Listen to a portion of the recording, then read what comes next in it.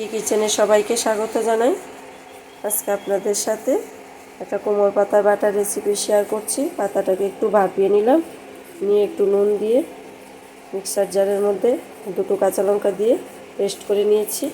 আর এখানে আমি দুটো পেঁয়াজ নিয়েছি আর 4-5 কোয়া রসুন নিয়েছি। থেতো করে রসুনটাকে ফোড়নে দিয়ে দেব আর পেঁয়াজটাকে এখন বেরেস্তার আকারে ভেজে তুলে নেব। এখানে সর্ষের তেল দিয়ে দিলাম।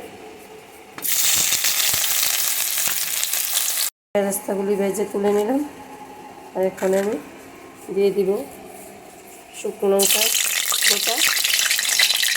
শুকনো লঙ্কাগুলি একটু ভাজা হয়ে আসলে একটু কালো জিরে ফোড়ন দিয়ে থেতো করা রসুনটা দিয়ে দেব।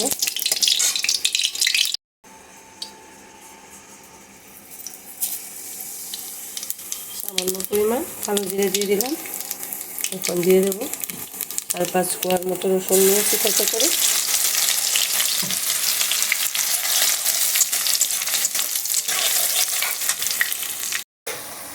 দিয়ে দিয়েছি আমি পাতা বাটাটা। কোমল পাতা বাটার সাথে তো নুন দিয়ে দিয়েছিলাম।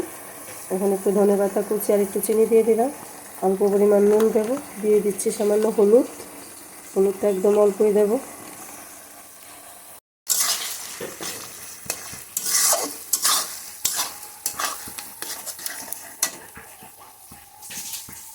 এটা যখন এরকম শুকনো শুকনো হয়ে আসবে, এই যে দেখুন এক জায়গায় চলে আসছে, একবারে আমার বাটা একদম তৈরি।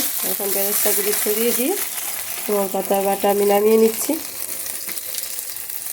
দুর্দান্ত লাগবে কিন্তু খেতে গরম ভাতের সাথে।